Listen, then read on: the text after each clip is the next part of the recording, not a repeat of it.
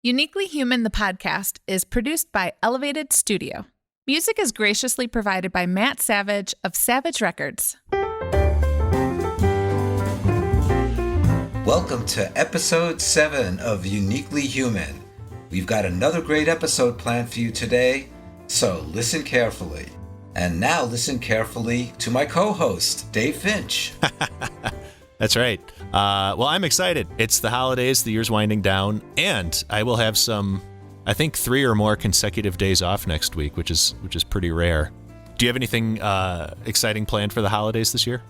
Relax, shovel my car out from the snowstorm last night, and watch the birds trying to figure whether they should fly south or whether they're going to hang out here for the winter.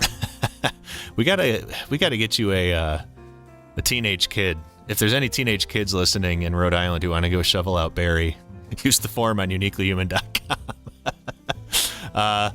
Well, I don't know if you're aware of this, but Christmas is next week. Sometimes it's difficult to tell when it's Christmas time unless, you watch TV, listen to the radio, do things online, have a mailbox. And I think they start with the decorations and all the nonstop music sometime in October. So yes, we're almost there. And but it can be such a fun and spiritual time of year for a lot of us. But there's also a lot of challenges, especially if you or a family member of yours is autistic. And you've got everything from itchy sweaters to chaotic holiday parties, unstructured time.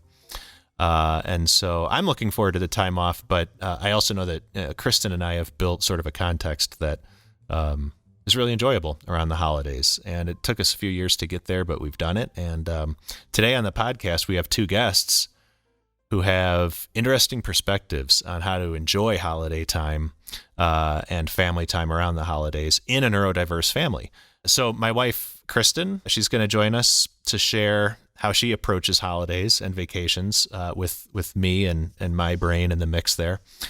She's definitely got a good line on things. But first, Barry, you were recently in touch with a woman named Kristy Forbes. Apparently, she lives in Australia with her 4 children who are autistic. Mm-hmm. She lives with her autistic husband, and she herself has been diagnosed on the spectrum. So it's a full house. And they've developed their own strategies for enjoying the holidays. And you thought this would be a really helpful sort of conversation, and I agree. I think if you can manage sort of 6 autistic personalities in the household around the holidays with all the family commitments and things like that, then you've definitely earned your stripes. And she's on the Zoom here. And before I get her on, I've got her bio. Let me just read that quickly. Kristy Forbes is an Australia-based autism and neurodiversity support specialist for neurodivergent people and their families, and for professionals who wish to support them, such as educators, psychologists, pediatricians. Oh, cool. In Australia, they spell pediatricians P-A-E-D. That's cool. See, I'm expanding my horizons with this podcast. Allied health professionals, support workers, and integration aides. The list goes on and on. So, Kristy Forbes, welcome to the podcast. It's nice to meet you. Barry, how do you and Kristy know each other? We don't know each other. Oh. Now we know each other. So welcome to Uniquely Human, the podcast. Oh, thank you so much for having me. So if you could just fill us in a little bit about your history, if you wish, before your diagnosis and your journey since. Gosh, what a huge question. But I think that considering autism or any form of neurodivergence as identity and culture and my birthright is the game changer, basically. Because if we only consider autism as a medical disorder, then that's where we have all these problems, people not understanding what autism is and only seeing it as problematic. Whereas for me, it is central to my being. It influences everything about me in all the very best ways. Of course, I've always been autistic, but I didn't know until I was 33 and I'm 41 now. But I always knew that I was different But of course, I got very, very good at masking, very, very good at fitting in and observing the way other people are in the world, their facial expressions, right down to how they might move their head slightly when they speak or their body language. I studied it. And because I hid that, I didn't find peers to be able to connect with or relate to who were also autistic or like me. When my children came along, and I have 4 autistic children, that was what changed my life, completely changed my life. And even though, my 9-year-old was the first of my girls to be diagnosed, she's non-speaking and she has dyspraxia, so her body doesn't always follow the intention of her mind. But she returned me home to myself. I learnt everything I know from her just being in the world and being present with her. So that's what led me to the understanding that I am autistic just by being with her. Mm-hmm.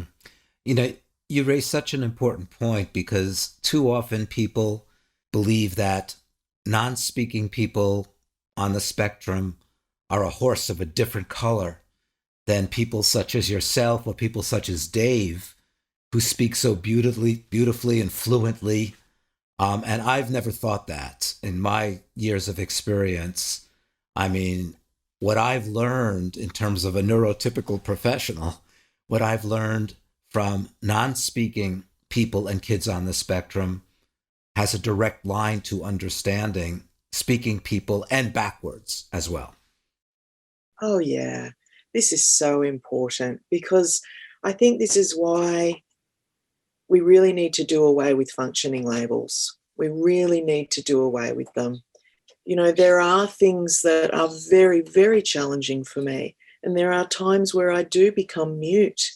My communication changes depending on, how I'm doing from moment to moment. And then people who are non-speaking or have different support needs, they have their capacity undermined and their intelligence undermined. So it's just not helpful to have functioning labels. I think it creates such a division that makes it harder for people to understand autism. In the online programs that I run for families, so far, 32 parents have come out of one of my programs and gone off and been assessed and diagnosed themselves. And they came into the program really hardcore believing that they were neurotypical parents of autistic children. So that really tells us that even when we have autistic children, there is still such a lack of applied lived experience that's readily available to people to read about autism, that parents of autistic children don't even know sometimes that they're autistic themselves, and I was one of them. I think that a lot of autistic people are very sensitive to the energy of others. We can sense into so much energy from so many people, and that's something that I struggle with. It's not so much about having anxiety around my communication or, when is it my turn to speak or eye contact. It's more about the energy it takes to engage with more than one person at a time, reading into each person and it's just the navigation of energy is so difficult sometimes. And doesn't that just shatter one of the myths about autism? Coming from what I refer to as my uniquely human perspective, I will often mention that this notion of being oblivious or not sensitive to other people, from all the autistic friends I have and people I know, and it's the hypersensitivity, but not hypersensitivity on a sensory level, the hypersensitivity on an interpersonal level. And how many parents I've heard over the years who've said, my child on the spectrum is more sensitive to my emotional state and my feelings than my neurotypical children are. Oh, yes, that is so important. And that's something I talk a lot about, that direct energetic connection with our children. My children will always mirror back to me how I'm doing.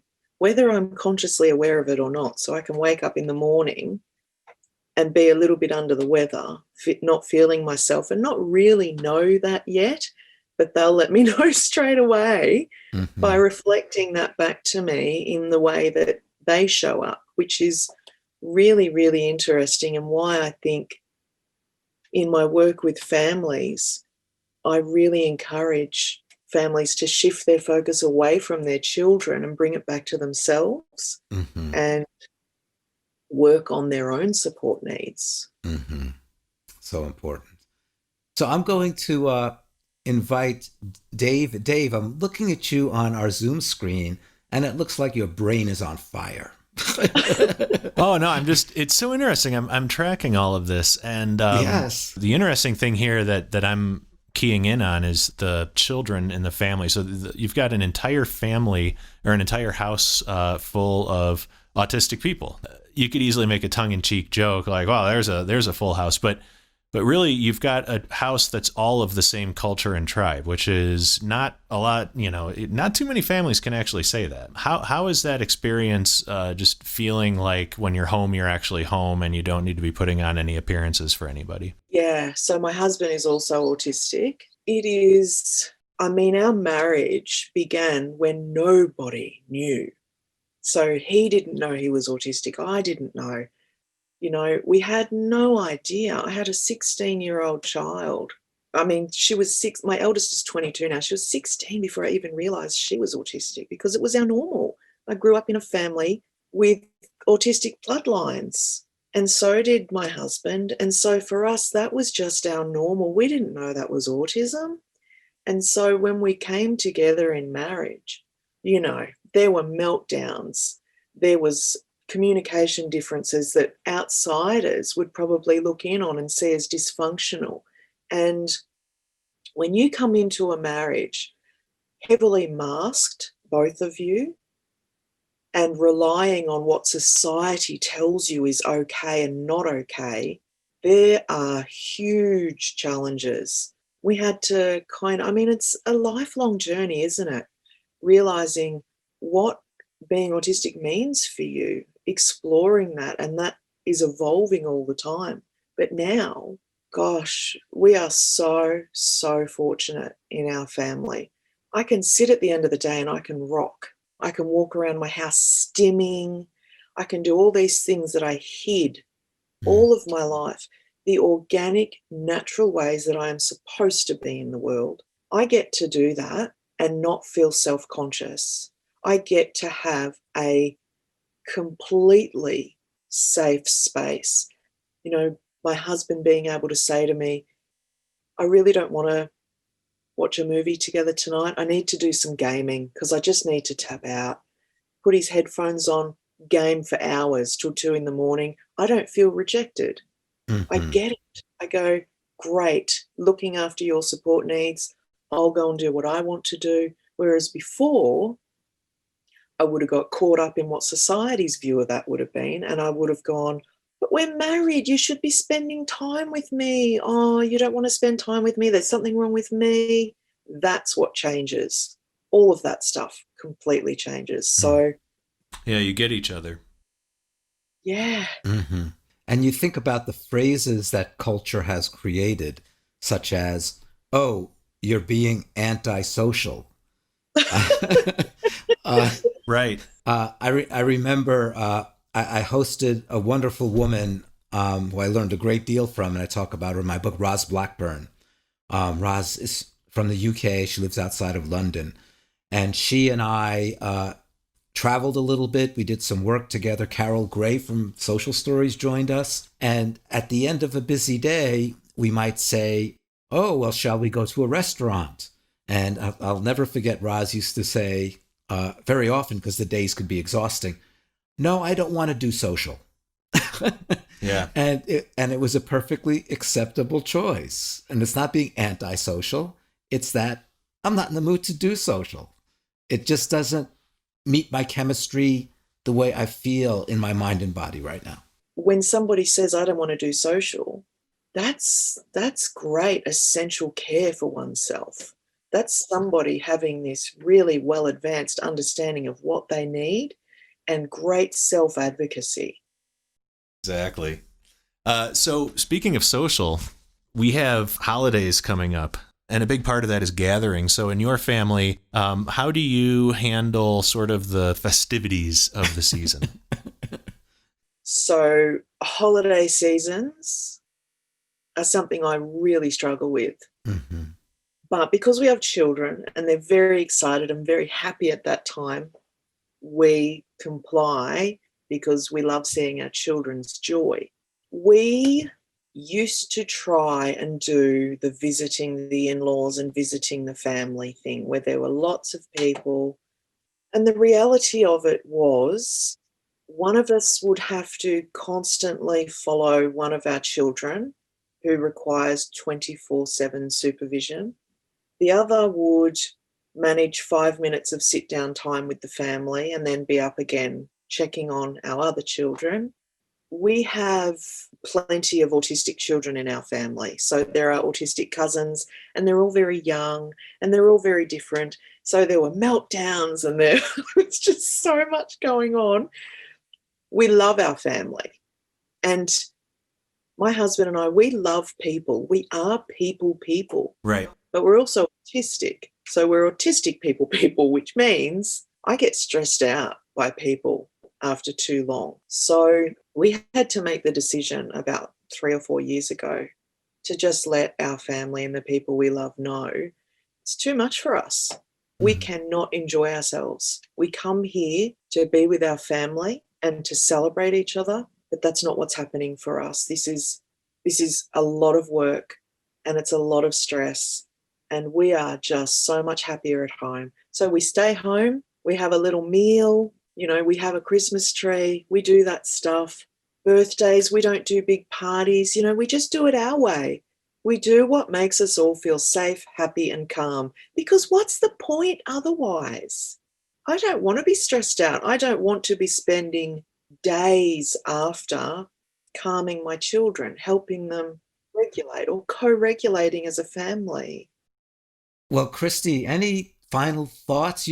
This has been just an absolutely marvelous discussion. And oh, thank you so much. It's just been so lovely to connect and talk about the human side.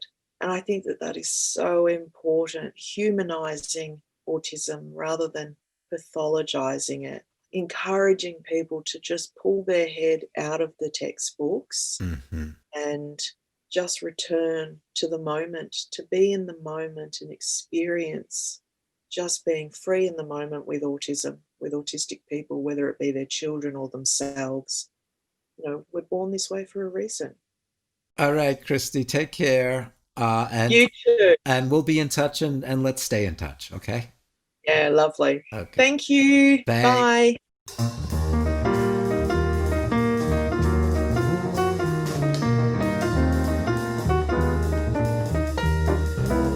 We have a special guest, a very nice lady. Yes. My wife, Kristen, is joining us. Kristen, welcome to Uniquely Human, the podcast. Thank you. So happy to be here with you guys. Well, welcome, Kristen. It's great to see you after quite a period of time. Yeah, good to see you too, Barry. Yeah, we're gonna. Barry has extended the offer that we can come crash with them anytime we're out on the East Coast. So as soon as this COVID blows over. So like 2023's ish. Right. Seriously, it's not that hard to just wear a mask and stay inside. But so speaking of wearing a mask and staying inside, holidays are coming up, and that's why I wanted Kristen to join us because Barry, I think it's important that we acknowledge it, and it's very important to you too that we acknowledge that the holidays, while joyous and always something that we look forward to every year, the families with an autistic family member might have a different experience, maybe some anxiety, even trepidation about going to different events, social events, family events, and all the things that you do. around the holidays, like going and sipping cider while listening to people drink. I don't know what people do in the holidays, but so Barry, from your perspective and your experience professionally, is this something that is a little more trying, we'll say, for neurologically blended families? And why don't we begin kind of like on the ground floor here? There's a massive change in routines. That life changes dramatically around the holidays. And so we're not kind of having that, familiar, well, this is what a weekend looks like, this is what weekdays look like, this is when we eat meals. So all of that, the whole rug is pulled out from under that immediately. But in addition to that, we could talk about the new foods, as you alluded to, the sensory stimulation. One of my experiences over my years of knowing families is that so many neurotypical quote-unquote families look forward to holidays, look forward to breaks, but so often they have to go into kind of hyper-vigilant mode about how can we hold things together over the holidays. Ideally, how can we experience some joy about the holidays, but at the very least, how can we keep things grounded so we don't go downhill and cause a lot of anxiety for everybody? That's such a tricky position, and I can relate to it because, by the way, I don't know if you're noticing this, but apparently somebody's having a major amount of rocks delivered next door. So as soon as we hit record, there's a semi-truck just backing up, beeping. It might be, I think you already had an issue with a dumpster. It's Yes. 2 doors down, someone's dumpster's Really? getting picked up. Unbelievable. It's constantly with these dumpsters. So anyway, Kristen is a mindset coach, and she works a lot with women and men to reframe for them and change their relationship to their own circumstances, to their thoughts, to their limiting beliefs, so that they can rise above that and achieve the things they want to do. So, Kristen, tell me about your approach in coaching men and women as we go into the holiday period. Well, I think to do that, it would be to say like what I've learned in my own experience. Because what I will say is that, yes, for sure, the neurodiverse family has different things going on, different things that they are having to think about during the holidays. Because as you said, it's totally different. Like the routine is different. The days aren't as structured when you have these long breaks of time. And that does often put a lot of responsibility on the neurotypical. But it's also just just a kind of a stirring up for the whole family.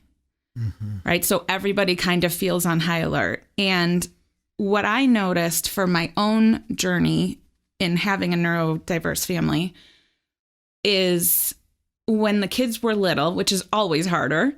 When the kids were little, it felt completely overwhelming.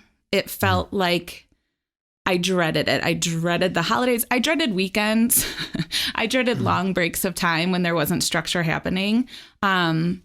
Because it felt like everything that made sense to me, like, well, we should just be enjoying this. Like, we have free time, you guys. Like, why is this so hard? Right? Like, we're going on vacation. We're going to we're going to Thanksgiving dinner with my family, and my family's so great. And it was just like, well, what time are we leaving? How long are we going to be there? What's going to be for dinner? And for a long time, or I'll say probably a good chunk, once the kids, and it was harder. It was harder before we had kids, but once you add kids to that mix, then it's like managing everybody's emotions, and managing everybody's need for routine and questions and all of it. And so for many years, probably, I don't know, 5, 6, 7, 8, somewhere around there. It's a long time. It felt, I did dread it. It felt hard. And I would go into the holiday season, or even, like I said, the weekends or longer breaks of time with this sense of dread. And my thought and my story about being in a neurodiverse family in the holidays was, it's hard. It's so hard. And I think what's helped me now in that it doesn't feel necessarily hard. It's not easy. Listen, there's still always, no matter how much you manage your mind, there are still things that are hard in life. There are still things that are, anytime you are having to engage with someone or be in a relationship with someone that doesn't think the same way as you, there are just going to be struggles because we have human brains, all of us, neurotypical, neurodiverse, whatever. And so I think it was this story that I had on top of that, of it's just, just the typical difficulties. And it was, this is so hard. It's not fair. Why can't it just be easy? Why can't you people just enjoy time off? Why can't we just go to my aunt's house and hang out and not have to be thinking like, is it getting too long? Are we, have we overstayed? Is everyone going to be, kind of sensory overload by now? So I think when you are a neurotypical, and I use that phrase loosely because sometimes I'm like, I don't know. Yeah. I don't know what that means. There? Yeah. But specifically talking about on the, my family members who may or may not be on the spectrum, it's just, kind of, why can't it just be easier was kind of the story that I was always telling myself. And whenever you go into a story, or I'm sorry, anytime you go into a situation or a circumstance with the idea ahead of time, with the story and the narrative being it's hard, it's too much, and it's not fair, it's going to be hard and too much and not fair. And that's exactly what you're going to create. Again, not dismissing that there are things that are hard, but it's like, it's hard enough already managing a family, whether it's neurodivergent or not. It's hard enough. And then you place this story on top of it, like it's too much for me, it's not fair. And it's like you sink lower and lower and lower, and it gets harder and harder and harder. And so once I understood like the work that I do with my clients now, once I started understanding that in myself, long before I ever became a life coach, long before I ever understood these tools, is if I keep going into these situations thinking it's going to be hard and it's not fair, I'm never going to enjoy my holidays. Never. Like I'm never going to enjoy the long weekend. I'm never going to enjoy a vacation. And so it just became, let's see, how do I make this work? How can I make it easier? How can I make sure that I still get to have some joy, like sipping cider around the fire, like Dave's idea of what a joyful Christmas is, what he sees in the movies, right? But like, how can I get my joy and see what needs to happen for my family to make sure that they have their joy? It just looks different. That's all. When you said just now, how can I make this easier? Clarify that. For whom? Well, for me. How do I make it easier for me? And in doing that, in putting that on me first, like, what do I need here? What's going to help me get through this time? Well, what's going to help me get through this time is to be really structured. What's going to help me is really preparing my family, and is like kind of not going... It's not the way I would do things to say, like, we're going to go to this get together and we're going to leave at noon and we're going to be there until, 6. And here's what's for dinner. Like, that's not how I normally would operate. I am just like, you tell me where to go. I show up, whatever the food is, like, okay, cool. But that's not how my family operates. The word that comes to mind is expectations. Yeah. And I would imagine that, and I don't know your childhood, but if you have very different memories of what the holidays were like, and then what you're experiencing being in a neurodiverse family kind of crashes against that. Yes. It must feel disappointing. Let me just share just a very quick personal story. My wife is Christian. She's actually Quaker, and I'm Jewish. And I also don't love going to too many parties and small talk and schmoozing and all of that. Yeah. So I find I have to tolerate that, and she has to tolerate me tolerating that. Yeah. Yes. But it still has to do with what your experiences are, but also just in general. And I'm not in any way minimizing an experience of a neurodiverse family, but just in general, are you a social butterfly? Do Yes. you like being tossed into all these social situations where everybody's supposed to be happy? Everybody's supposed to have apple cider, in their hands. Yeah. And so forth. Yeah. Yeah. No, and I think that's a really good point. Like, a lot of times when people come to me, if they happen to be, in a neurodiverse family, one of the things, I also coach a lot of people not in neurodiverse families, and I see very similar things. It's like whatever we are used to, however we're wired, is what we go into it expecting. Sometimes you can put a label on it, sometimes you can't. It's just everyone has their ideas in their own head about what the holidays are supposed to look like, what dinner is supposed to look like, what anything is supposed to look like. And you go into it thinking you're right. Always. We always go into it thinking like, well, my way is right because that's what I've always done. And it works for me. So that must be right. And then there's someone else who comes in and does it differently than you. And you're like, no. Like, that's wrong. But they're thinking the same thing. Like, what are you talking about? I'm right. This is how I've always done it. And it's always worked for me. And so, yes, there are, again, not to minimize the differences in a neurodivergent family, but there's a lot more similarities than differences. Not to mention, all these holidays are right in the thick of flu season. So for the most part, I was just thinking, which one of these 8-year-olds is going to give me a potentially deadly flu and ruin my whole holidays? So Kristen also worked, with very young autistic population as an early intervention specialist for years.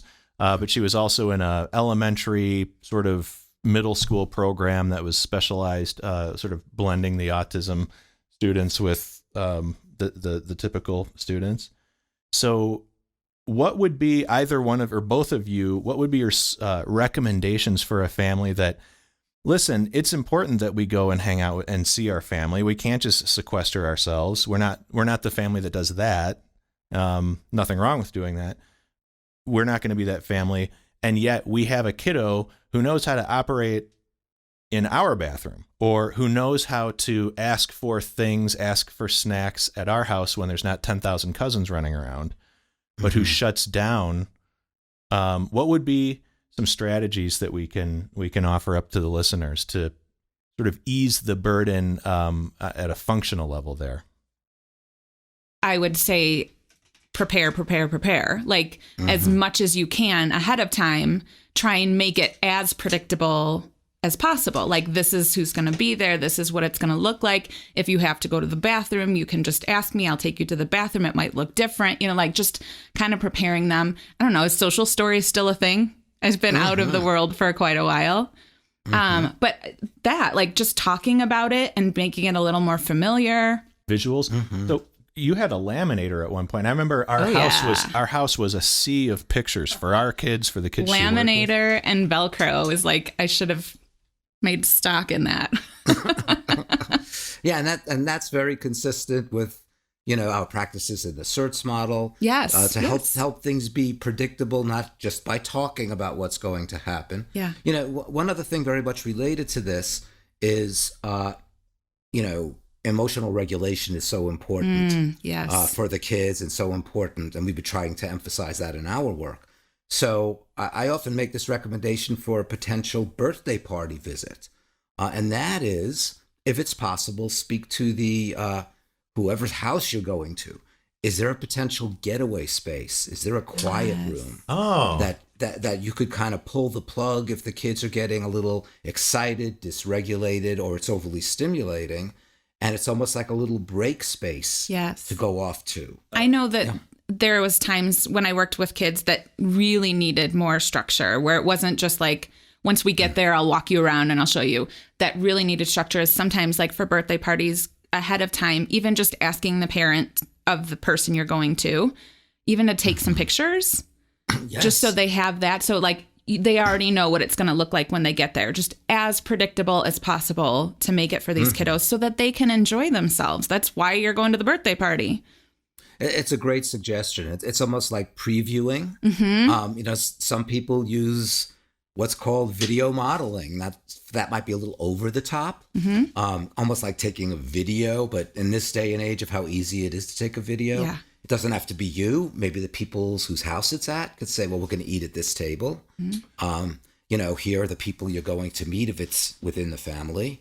So there are so many things you can do to get on exactly what you said, Kristen, making things predictable so everything isn't like this, what I refer to as the sledgehammer of newness. Yes. That's because that causes hypervigilancy, when everything's new, and a young child or even an older individual has to wonder, is it okay to be here? Is it going to be safe? Is there anything threatening to me? Yeah. And what's popping in my head, and I don't want to swerve too far off this topic, but what's coming up for me that I often hear from the neurotypical member of the family, many times the mom, is, but I shouldn't have to, but that's not fair. Like it kind of goes into like, why should I have to put this much work into, going to a birthday party, or I don't want to, and it's hard. It kind of goes back to that story. But I think for me, one of the shifts that helped so much were like, I'm still doing that. Like I'm still preparing my family and, that emotional regulation piece ahead of time. I don't resent it. I don't think it's unfair anymore. The way I look at it now, it's total self-care for me. It's totally like, instead of looking at it as something I have to do, it's something that's going to make my future self really a lot happier. It's going to make my future self life easier than if I don't do that. I was just going to ask it's funny you've said that. I was going to ask a very controversial potentially question. And that being, I'm trying to take the perspective of the neurotypical now. Is it fair to expect that your autistic family members, whether it's your partner, your spouse, your kids, your older kids, is it fair to expect them to also show up for the neurotypical who loves going to parties? So it's not all like, let's create the safest possible environment for my autistic partner, my autistic kids or family, but can't we call upon the autistic individuals to, for lack of a better phrase, just kind of man up and go there and have a good time for mom, so to speak? I would say man up with the appropriate supports and understanding. So I always go back to one of my favorite quotes from Roz Blackburn, who I talk about a lot in Uniquely Human, and that is have high expectations for autistic individuals, but with appropriate and when necessary high levels of support. 100%. And Kristen already spoke about the types of supports and that we consider those supports. They don't have to be, well, here is your secure teddy bear that you could squeeze if you're getting anxious. A huge support is that predictability, knowing what I'm getting into, knowing what I'll see, and even maybe knowing how long we're going to stay here. And I know for me in hypersocial situations, excuse me, my wife Elaine, but she likes to go on and on. She'll kind of say to people, well, it's been nice seeing you, and because we should get going now. Then she turns around and starts a whole new conversation with other people. Yeah. Love it. And I think I've seen so many autistic kids who, when you say bye, it's bye. Yes. Okay, because bye means bye. Yeah. Like, you have to go.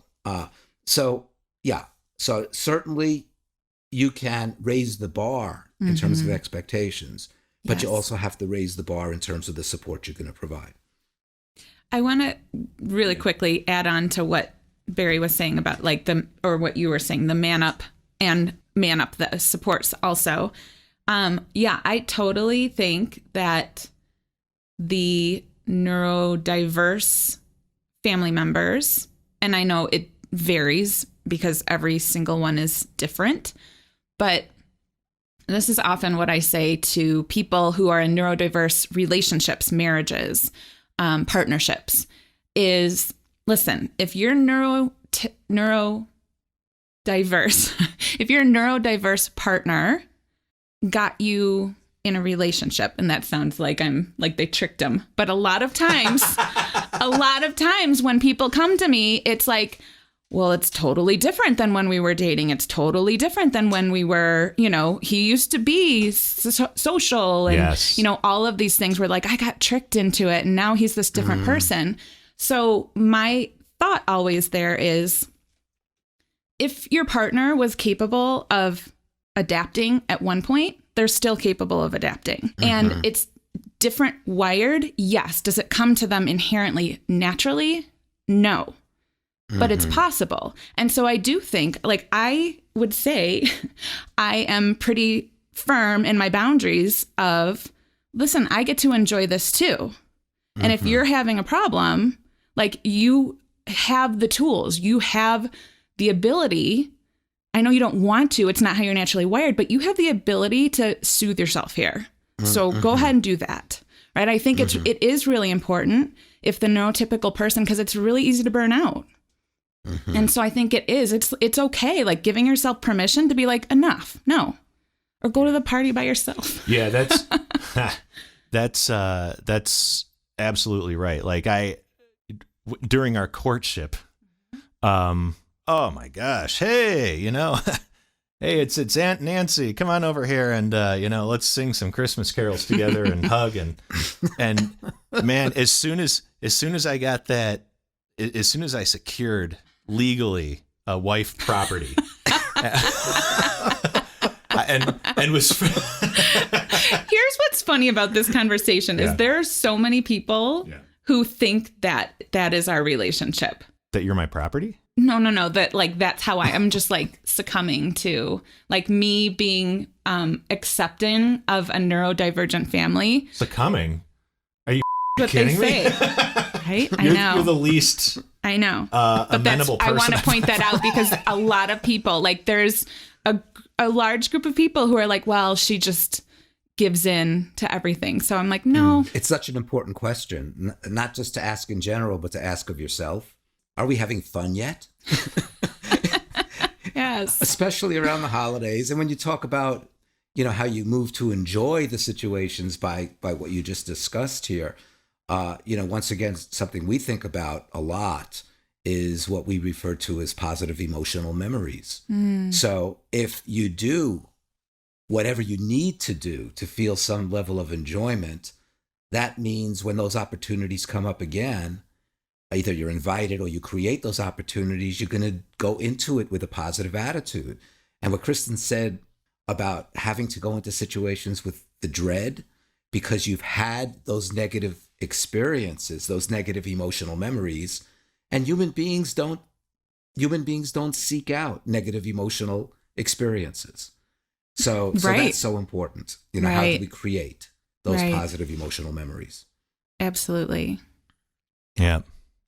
It's well, once again, I'm very pleased to not be the smartest guy in the room. This is nice. Like the two of you listening to you talk about this, it's just nice hearing like real educated people coming up with real meaningful strategies for families. Barry, was there anything else that you think is important for families to hear that we haven't gotten into yet? I think the other thing that maybe we could just add is that there's tons of information on the internet now, about strategies that parents have written about if they are raising a child or have a family member on the spectrum. So there are lots of ideas already out there, and sometimes people don't realize they don't have to reinvent the wheel. If you're lucky enough to be in a trusting and secure relationship, in a marriage, in a partnership, the teamwork is so important that yes, you need to consider what you need as an individual, but you're also stepping back and saying, what do we need to make this work? It's like, the whole is greater than the individual parts when they come together. So that's very, very important, and it's working for you and your family. And I think everybody recognizes when things are working, it's not one person doing the heavy lifting. Right. Definitely. Absolutely. This is great. Awesome. Did you have any parting words? Do you want me to have parting words? No, I don't think so. I think no, no, that was said without any expectation or agenda. Okay. All righty. All right, Barry, it's year end. What are your takeaways for this week from this episode?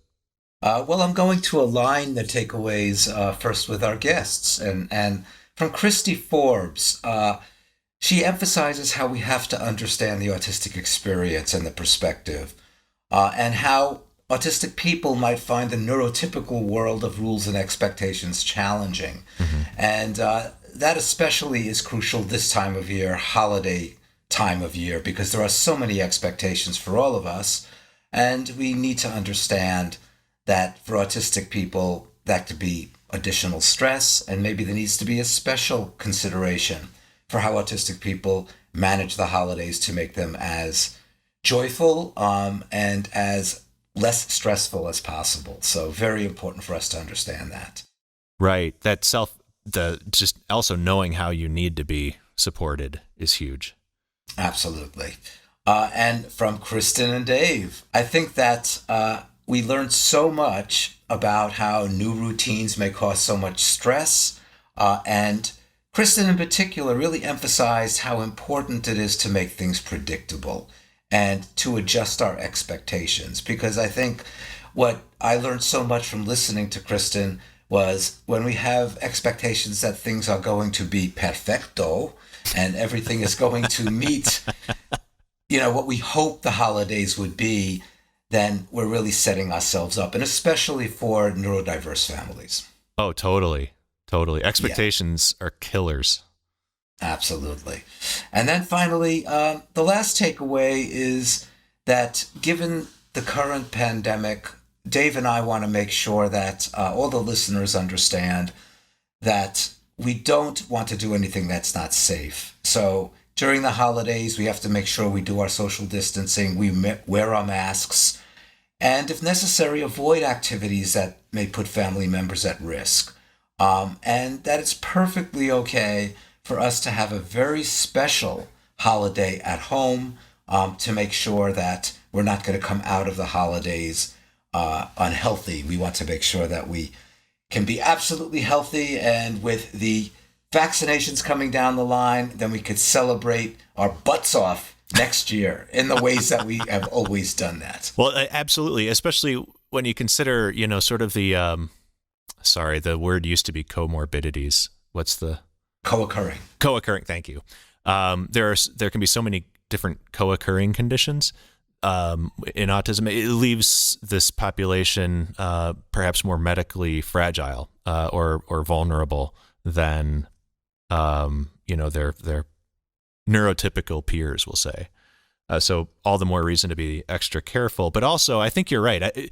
It makes a really good point about the specialness of doing it differently this year. I think part of the jokes I was making earlier about, hey, could you tell it's Christmas time, is because we kind of go into the machinery of the holidays, whether you're Christian or not. Nobody can escape it.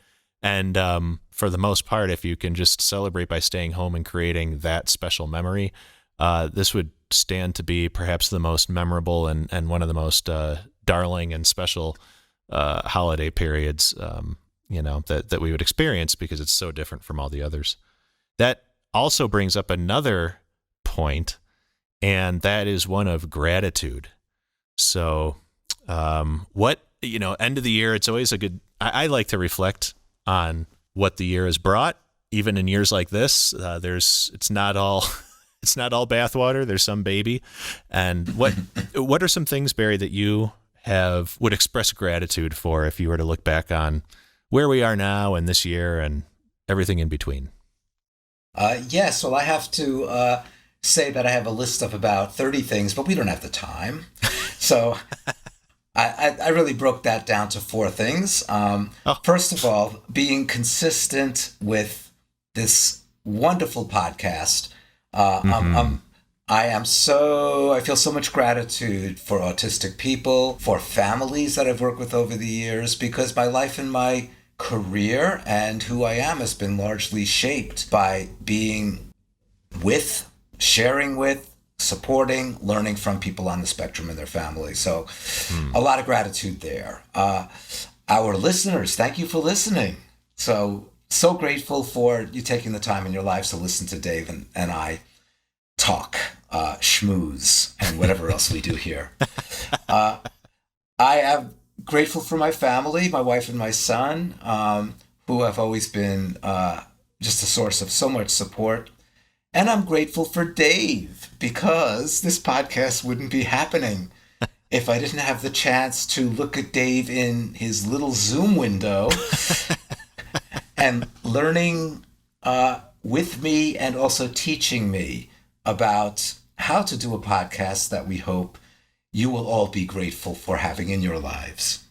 Oh man, that is quite a list. And by the way, I share your gratitude for not only this podcast, but the time that we get to spend together doing it. It's been nice. Like it felt like just visiting friends, but every week. So it's been a big joy for me. And I too, I'm grateful for my family. I happen to love my kids and love being with Kristen. And it's nice that we get to all be home together and not sort of spreading ourselves thin with 30 different holiday party commitments and things like that. So just looking forward to being silly with my kids. And I must say, I'm also grateful for a good night's sleep. I got such a good sleep last night. And I don't know if we're allowed to like say anything about products because you're a clinician and a PhD. So I'll spare the actual mention, but boy, we got a new mattress yesterday. And if there are any autistic folk out there who wish to know what type of mattress I got yesterday, this was Kristen's Christmas present to me. It was basically a new bed. And it was almost the perfect sensory experience for sleeping. So little things like that, like a mattress. I'm just really pleased and grateful for a mattress. Well, I'll tell you what, this has been awesome. We will reconvene again in the new year with a lot of tremendous episodes where we will speak to clinicians, parents, anthropologists, educators, and as important as anything, we are also inviting on even more autistic guests. We'll have more and more enthusiasms to share from our autistic listeners. In the meantime, please join our ever-growing community by visiting uniquelyhuman.com and using the form to subscribe to Uniquely Human. There you can download every episode and access additional information and discussion guides. Barry writes the discussion guides himself, which is remarkable. That's where you can also submit your enthusiasm forms for our Enthusiasm of the Week segment. And if you're chosen, we will send you an autographed copy of either Barry's book or my book.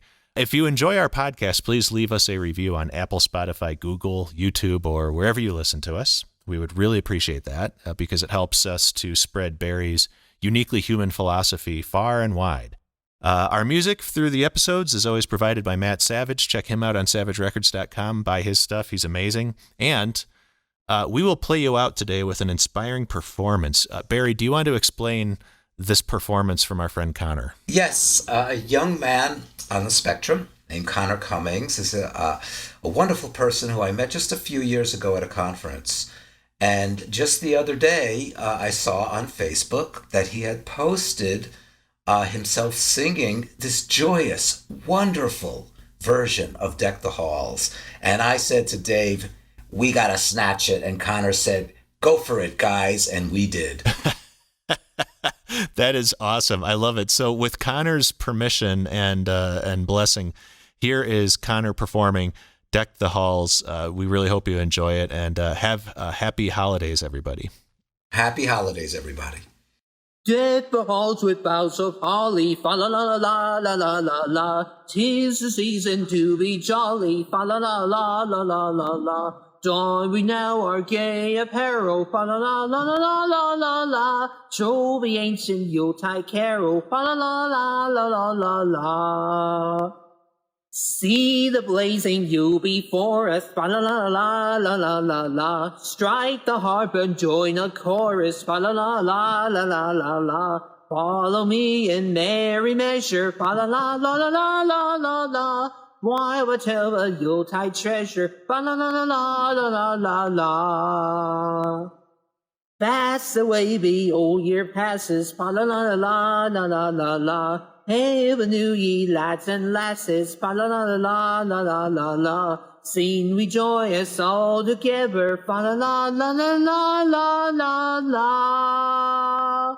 Be the sis of wind and weather, fa la la la la la la la la.